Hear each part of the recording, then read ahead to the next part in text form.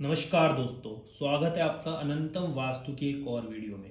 तो दोस्तों, अगर आप चैनल पे नए हो तो मैं आपको बता देता हूँ कि हमारी एक सीरीज चल रही है जिसके अंदर हम ये जानेंगे कि हमारे घर में जो 16 दिशाएं होती हैं, इसमें हमें क्या रखना चाहिए और क्या नहीं, किस प्रकार का रूम बनाना चाहिए और किस प्रकार का नहीं। और हमारे घर में जितने भी ऑब्जेक्ट्स होते हैं, चाहे वो इन्वर्टर हो, चाहे एसी हो, चाहे वो स्टोरेज का कोई सामान हो या फिर फ्रिज हो, मतलब जितने भी ऑब्जेक्ट होते हैं उनको हमें किस दिशा में रखना चाहिए और किस दिशा में बिल्कुल भी नहीं रखना चाहिए। और अगर वो ऑब्जेक्ट किसी दिशा में रखे हैं तो उसके हमें क्या फल प्राप्त होंगे।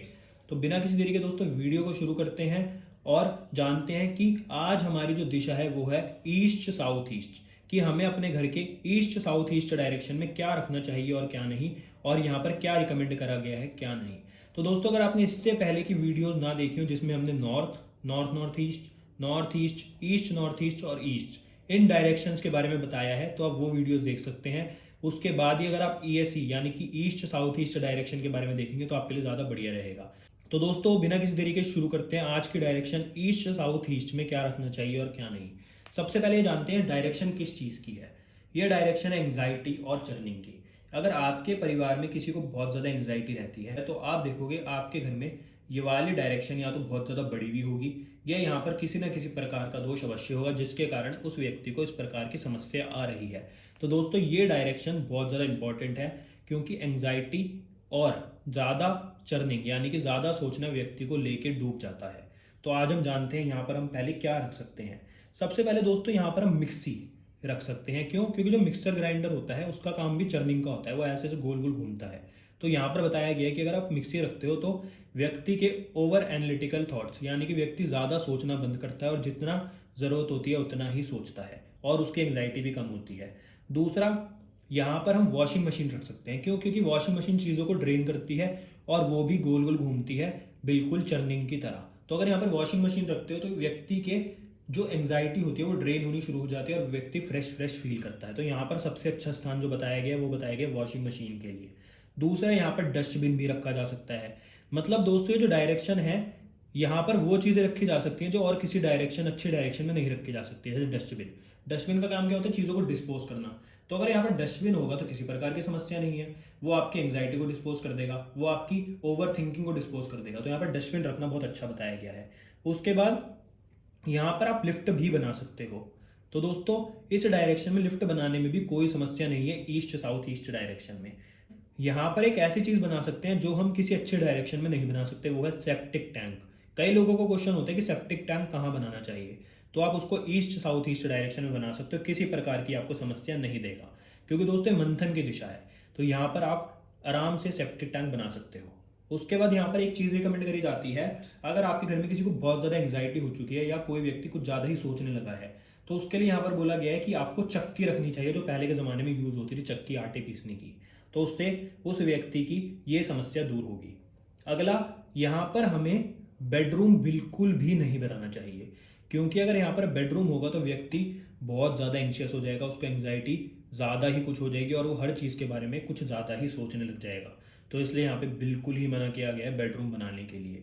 दूसरा, यहाँ पर स्टडी रूम भी आपको बिल्कुल नहीं बनाना चाहिए। क्यों? क्योंकि जो स्टडी रूम होता है, अगर व्यक्ति वहाँ पर बैठ के पढ़ने लग गया तो वो भी हर चीज़ के बारे में एंशियस हो जाएगा कि मेरे कल कैसे मार्क्स आएंगे। मतलब वो इतना ज़्यादा एंशियस यानी कि उसकी एंग्जाइटी इतनी ज़्यादा बढ़ जाएगी कि वो अपनी पढ़ाई पर ध्यान ही नहीं दे पाएगा। तो इसलिए स्टडी रूम के लिए वाला जो डायरेक्शन है बहुत ही ज़्यादा गलत मानी गई है। अगला, क्या यहाँ पर हम पूजा रूम बना सकते हैं? तो दोस्तों, यहाँ पर आप पूजा रूम भी नहीं बना सकते। क्योंकि पूजा रूम किसी ऐसी दिशा में बनाया जाता है जिसको शुभ माना जाता है, और ये ईस्ट साउथ ईस्ट दोस्तों चर्निंग की दिशा है, ये एंग्जाइटी की दिशा है। तो यहाँ पर अगर आप पूजा करोगे तब भी आप मतलब एंशियस ही होगे। तो इसलिए इस दिशा में पूजा रूम भी बिल्कुल गलत बताया गया है। और दोस्तों, क्या यहाँ पर बोरिंग बनाया जा सकता है? तो यहाँ पर बोरिंग भी नहीं बनाया जा सकता। क्योंकि दोस्तों, बोरिंग के लिए जो अच्छी दिशा मानी गई है वो नॉर्थ डायरेक्शन मानी गई है, वो पानी की दिशा और अच्छी दिशा भी है। और ये जो ईस्ट साउथ ईस्ट है ये मंथन की दिशा है। तो यहाँ पर बोरिंग बनाने का कोई भी आपको फायदा नहीं होगा, बल्कि नुकसान ही होगा। इसलिए यहाँ पर आपको बोरिंग भी नहीं बनाना चाहिए। तो अगर आप यहाँ पर ड्राइंग रूम बनाओगे तो होगा क्या? जो भी यहाँ पे बातें होंगी उनका किसी भी प्रकार का कोई फल नहीं होगा, मतलब फ्रूटलेस टॉक्स। दूसरा, यहाँ पर अगर ड्राइंग रूम होगा तो व्यक्ति किसी भी कंक्लूजन पर नहीं पहुंच पाएगा, चाहे वो कितनी ही लंबी बात कर ले, परंतु उसको अपनी समस्या का ना तो हल मिलेगा और ना ही वो किसी कंक्लूजन पर पहुंच पाएगा। तो इसलिए ड्राइंग रूम यहाँ पर रिकमेंड नहीं करा गया।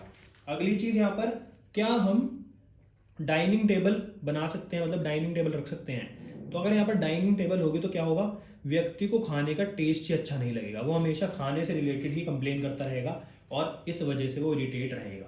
दूसरा क्या यहाँ पर टॉयलेट बनाया जा सकता है। तो अगर दोस्तों टॉयलेट होगा तो बहुत अच्छा है। क्यों? क्योंकि वो आपकी ओवर एंजाइटी को कम कर देगा और आपकी ओवर एनालिटिकल थॉट्स को भी कम कर देगा, मतलब आप ज़्यादा सोचना थोड़ा कम करोगे। इसलिए यहाँ पर टॉयलेट बहुत अच्छा बताया गया है। अगला क्या, यहाँ पर फैमिली लॉन्च बनाया जा सकता है। तो दोस्तों ईस्ट साउथ ईस्ट में अगर फैमिली लॉन्च बनाओगे तो क्या होगा, छोटे छोटे टॉपिक्स पे भी लड़ाइयाँ होनी शुरू हो जाएंगी और व्यक्ति अगर कोई मान लो छोटा सा टॉपिक है, कोई ज़्यादा बड़ी बात नहीं है, उसके लिए भी बहुत ज़्यादा ही सोचेगा। मतलब छोटे से टॉपिक को भी इतना ज़्यादा खींच लिया जाएगा जिसकी कोई ज़रूरत नहीं थी।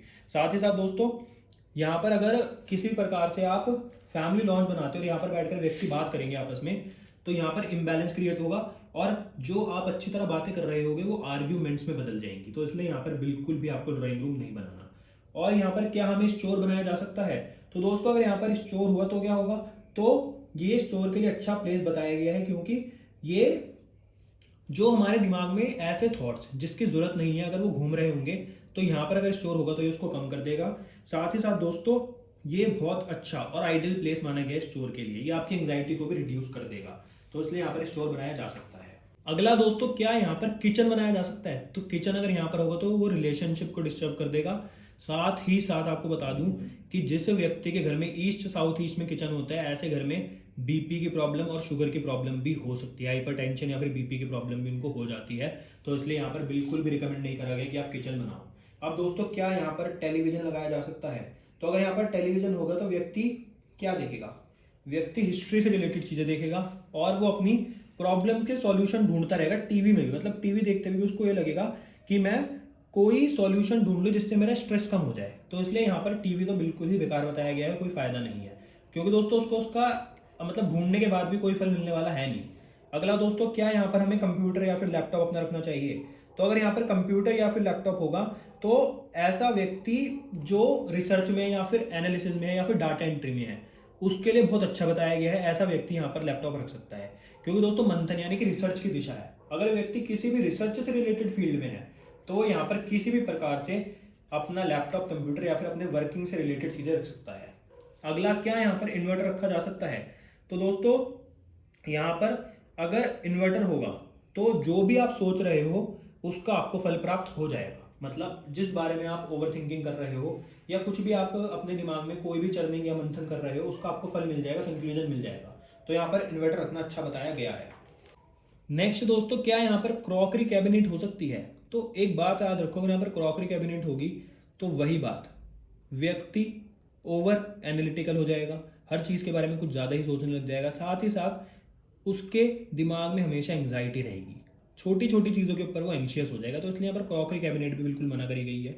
क्या यहाँ पर हमें हीटर रखना चाहिए। तो अगर यहाँ पर हीटर होगा तो क्या होगा, आपकी जो भी बातें होंगी वो आर्ग्यूमेंट्स में बदल जाएंगी।